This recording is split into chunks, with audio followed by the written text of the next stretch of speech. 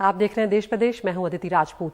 21वीं सदी के भारत में ये दिल तोड़ने वाली कहानी है जो हम आपको दिखाने जा रहे हैं। एक शख्स अपनी बीमार पत्नी को ठेले से अस्पताल ले जाने को मजबूर है और वहीं से उसे शहर रेफर कर दिया जाता है। वहां तक जाने के लिए उसे एम्बुलेंस नहीं मिलती। 5 घंटे की भागदौड़ के बाद महिला की मौत हो जाती है और ये हम सब के लिए शर्मसार कर देने वाली बात है। हमारे सहयोगी सौरभ शुक्ला की ये रिपोर्ट। ये उस भारत की तस्वीर है जो गांवों में बसता है। 28 मार्च को बलिया के चिलकहर ब्लॉक में रहने वाले शुक्ल प्रजापति की पत्नी की तबीयत बिगड़ गई। बेहद गरीब शुक्ल प्रजापति बेहोश हो चुकी अपनी पत्नी को 4 किलोमीटर खुद ठेले पर खींचकर चिलकहर स्वास्थ्य केंद्र पहुंचे। यहां डॉक्टरों ने इनकी पत्नी को बलिया जिला अस्पताल रेफर कर दिया। चिलकहर ब्लॉक से बलिया जिला अस्पताल की दूरी लगभग 40 किलोमीटर की है। यहाँ भी शुक्ल को कोई एम्बुलेंस नहीं मिली। शुक्ल किसी तरह टेम्पो से अपनी पत्नी को बलिया के जिला अस्पताल लेकर पहुंचे, जहां इलाज के दौरान उनकी पत्नी की मौत हो गई। राय साहब देखलन, कहता कि न पर्ची बनौलन न उथू कैलन, कमर में एगो सुई दिहलन। कहना कि तू बलिया लेके चल जा। तब हम ठेला से ले आके पियरिया ठेला खड़ा करके घरे आके मोबाइल नंबर पैसा कपड़ा पहिर के हम टेम्पू जात रहे बलिया, तो सड़क पर से हम जाके अस्पताल में भर्ती करा रहे, टेम्पू से गए। सोशल मीडिया पर वायरल हुई इस तस्वीर के बाद प्रशासन के हाथ पैर फूल गए। स्वास्थ्य मंत्री ब्रजेश पाठक ने इस मामले में जांच के आदेश दिए हैं। संज्ञान में आते ही मैंने वो तस्वीर और जितने भी डिटेल उपलब्ध थे वो हमने वहाँ के प्रभारी चिकित्सा अधिकारी को भेज दिया है और उनसे आख्या मांगी है।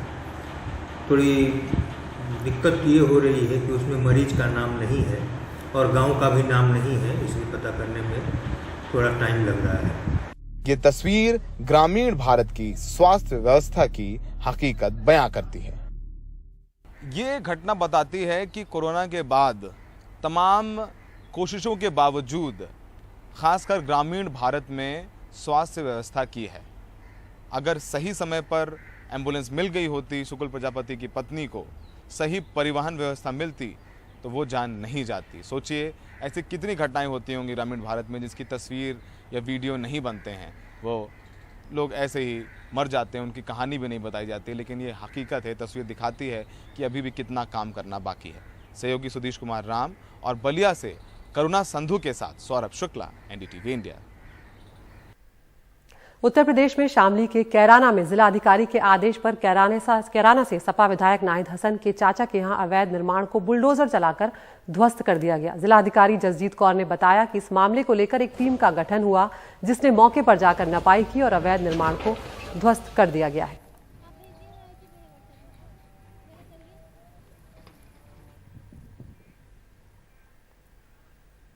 हलाल मीट के बाद अब कर्नाटक में अजान पर विवाद शुरू हो गया है। दक्षिणपंथी हिंदू संगठनों का कहना है कि मस्जिदों से अजान अगर बंद नहीं हुई तो वो अजान के वक्त भजन गाएंगे। हमारे सहयोगी की रिपोर्ट आपको दिखाते हैं।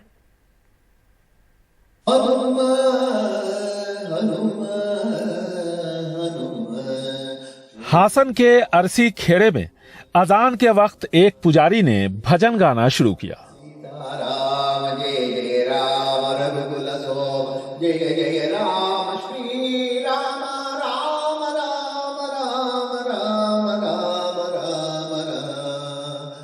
दक्षिणपंथी संगठनों ने पूरे राज्य में अजान पर रोक लगाने की मांग की है।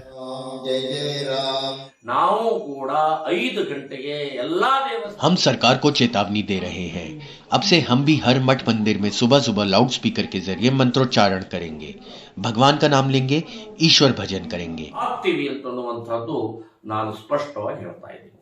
हिंदू यात्राओं और मंदिर परिसरों से गैर हिंदुओं को दूर रखने के बाद हलाल मीट पर बवाल और अब अजान का मुद्दा। ये बीजेपी अल्लाह कार्य पोल्यूशन कंट्रोल बोर्ड का जो कानून है और सुप्रीम कोर्ट ने जो कहा है लाउड स्पीकर को लेकर, वह मंदिर, मस्जिद और गिरजाघरों सब पर एक समान तरीके से लागू होता है। सुप्रीम कोर्ट तो आदेश है अजान नीमे हिंदल्ला टीवीएल तोरसिदिरी। अजान को लेकर हाईकोर्ट के 22 आदेश हैं। डिसेबल का लिमिट जिसमें तय किया गया है, हम पुराने ऑर्डर कोई इम्प्लीमेंट करने की कोशिश कर रहे हैं, सभी लोगों को भरोसे में लेकर। कभी हलाल मीट तो कभी हिजाब और कभी अजान। कर्नाटक में माहौल खराब करने की कोशिश चल रही है, लेकिन यह भी सच है कि यहाँ के लोगों ने धार्मिक कट्टरता को नकारा है। लेकिन राज्य की बीजेपी सरकार की चुप्पी और इसके मंत्रियों की शह की वजह से कई बार हालात बिगड़ जाते हैं। बेंगलुरु से कैमरामैन कुमार के साथ निहाल किदवई, एनडीटीवी इंडिया। 1 मई 2016 को प्रधानमंत्री उज्ज्वला योजना की जो शुरुआत हुई, मकसद था देश के उन सभी परिवारों को सुरक्षित स्वच्छ रसोई ईंधन आवंटित करना जो आज भी पुराने और असुरक्षित तरीके से प्रदूषित ईंधन का प्रयोग कर खाना बनाने का काम कर रहे थे। लेकिन महंगाई ने वापस इन सभी लोगों को चूल्हा फूंकने पर मजबूर कर दिया है। हमारे सहयोगी अनुराग द्वारी की रिपोर्ट आपको दिखाते हैं।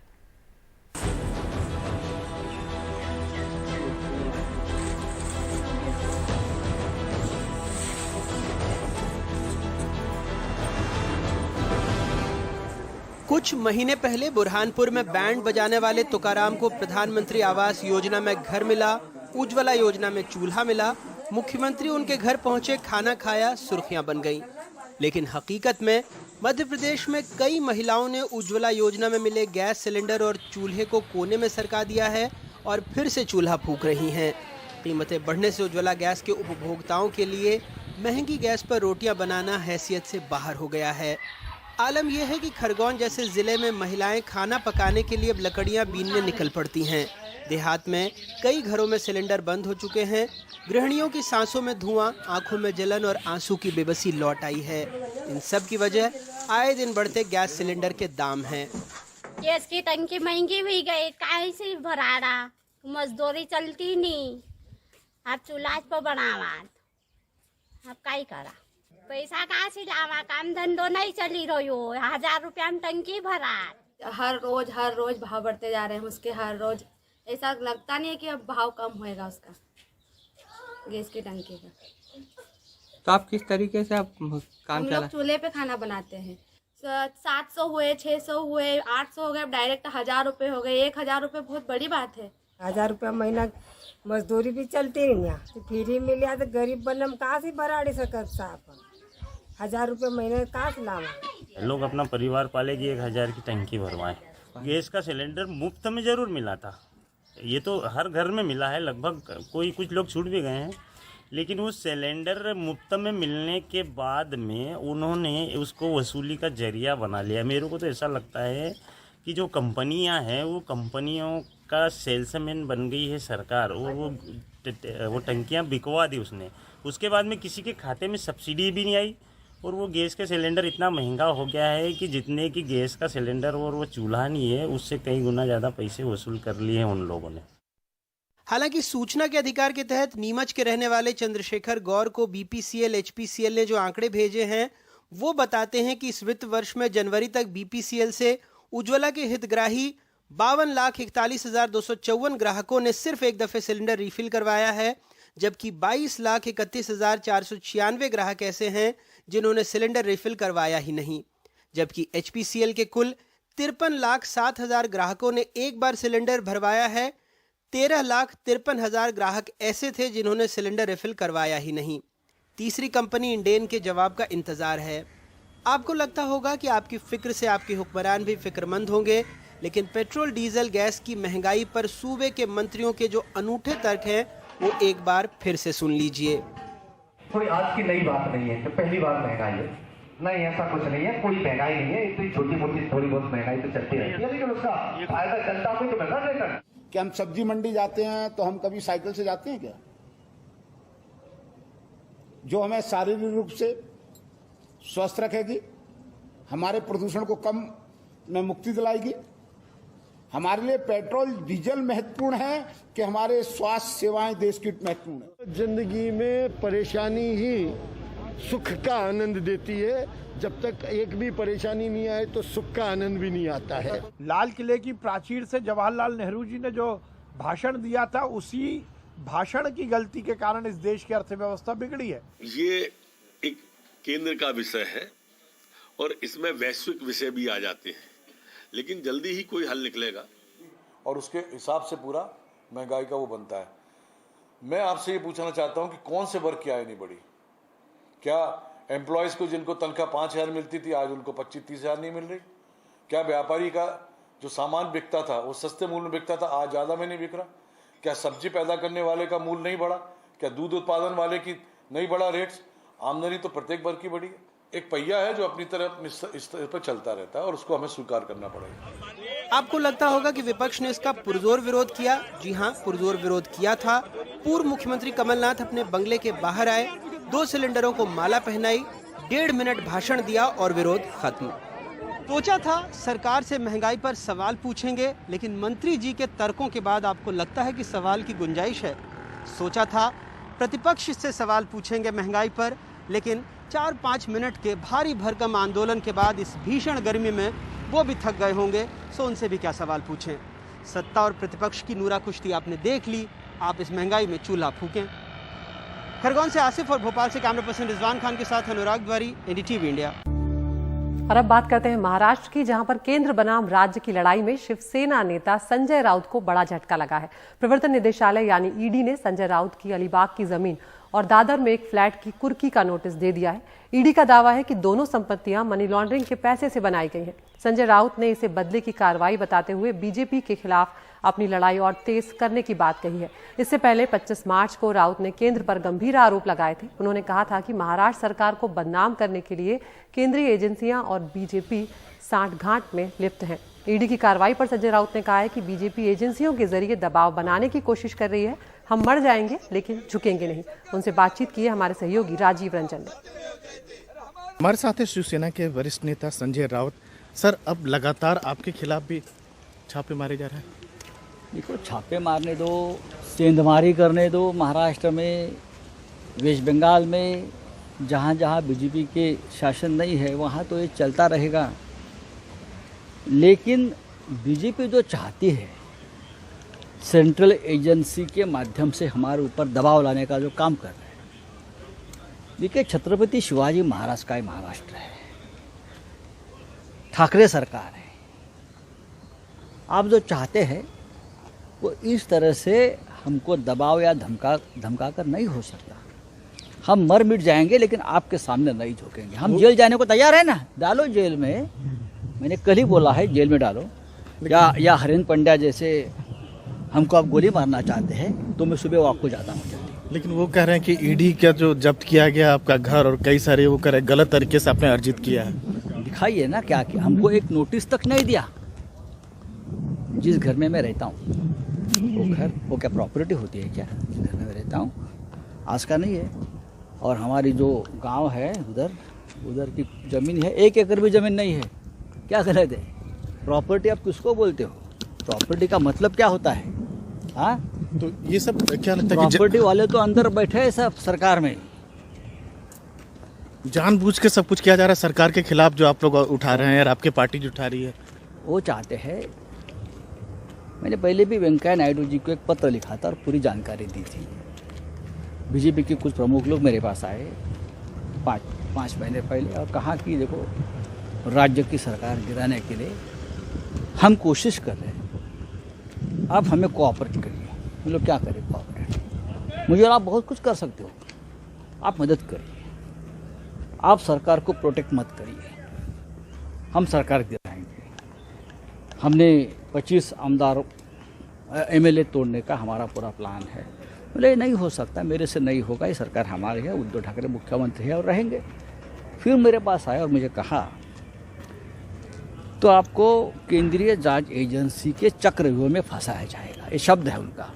मैं कभी जिंदगी में झूठ नहीं बोला। तो बोले ठीक है, मैंने कर लीजिए, उसमें क्या होता है। लेकिन सर एक चीज बताइए, जितने सारे अपोजिशन लीडर है उन्हीं के यहाँ छापामारी होती है। हाँ, लेकिन जो पक्ष के लोग वो क्या बहुत बेदाग हैं वो लोग। हमने बहुत कागज दिए हैं, जो भी कागज दो तो कहते एविडेंस नहीं है। तो एविडेंस क्या? हमारे खिलाफ एविडेंस है, सिर्फ ये एविडेंस नहीं है। आज ही मैंने एक बहुत बड़ा घोटाला निकाला है किरीट सोमैया का। INS विक्रांत 2013-14 में जो INS विक्रांत ने बांग्लादेश युद्ध में युद्धपोत ने बहुत बड़ा कार्य किया था। उसकी वजह से हम बांग्लादेश युद्ध जीत पाए। वो भंगार में जा रही थी, स्क्रैप में। 200 करोड़ की ज़रूरत थी, सरकार नहीं जुटा पाई। हम यहाँ भी आए थे केंद्र में, तब एक किरीट सोमैया ने विक्रांत के नाम पर करोड़ों रुपए जमा किया। मेरे पास एविडेंस है, मेरे पास एविडेंस है, कागज़ है, पूरे पैसा लेन देन के उसके फोटोज़ है, वीडियोज़ है, सब कुछ है विक्रांत के नाम पर, सेव विक्रांत के नाम पर। और उसने उस वक्त कहा था, ऑन रिकॉर्ड है, ये सब पैसा 200 करोड़ रुपया मैं राजभवन में जमा करूंगा। उस वक्त मेरे हिसाब से 57 करोड़ रुपया जमा हुआ। और हमने हाल ही में राजभवन से पूछा कि क्या पैसा आपके पास जमा हुआ है? राजभवन से मेरे पास पत्र आया है। इस प्रकार से कोई राशि हमारे पास जमा नहीं हुई है। उसका मतलब क्या है? देश के नाम पर पैसा खा गए, सैनिकों के बलिदान के नाम पर आपने पैसा खाया है, लेकिन यह एविडेंस मानने को तैयार नहीं। ये लेकिन किरीट सोमैया कहते हैं कि आप 17 बार उन पर आरोप लगा चुके, कोई सबूत नहीं है। तो अभी क्या है? राजभवन का लेटर होता है, वो सबूत नहीं है क्या? पैसा नहीं जमा हो गया, सबूत का मतलब क्या है? सबूत का मतलब क्या है? एविडेंस का मतलब क्या है? आप मुझे बताइए, कौन सा एविडेंस चाहिए आपको? आपके ऊपर हम कोई उंगली दिखाएंगे तो एविडेंस नहीं, आप हमारे ऊपर खिचड़ फेंकेंगे तो एविडेंस है। और ऐसे व्यक्ति को जिसने देशद्रोह किया है विक्रांत के नाम पर, उसको केंद्र सरकार की जेड सिक्योरिटी है।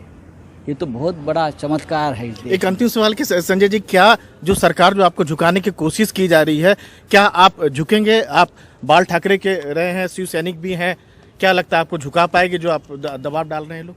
देखिए, वो मिट जाएंगे लेकिन हम नहीं झुकेंगे। किसी भी सूटर में चाहे कुछ भी कर ले, क्या करेंगे? जेल में डालेंगे ना, उनके हाथ में और क्या है? जेल में डालेंगे। या सुबह मैं वॉक को जाता हूँ अर्ली इन द मॉर्निंग, तो हरिन पंड्या जैसे हमको गोली मार देंगे, और क्या करेंगे? उनके हाथ में क्या है? हम नहीं, वो हमको पहचानते नहीं, और पहचानते हैं इसलिए सब चल रहा है। छोड़ दीजिए। तो ये थे संजय राउत, जिनका ये कहना है कि वो किसी भी सूरत हाल में जो है झुकेंगे नहीं और अपनी बात उठाते रहेंगे। नई दिल्ली में राजीव रंजन, NDTV इंडिया।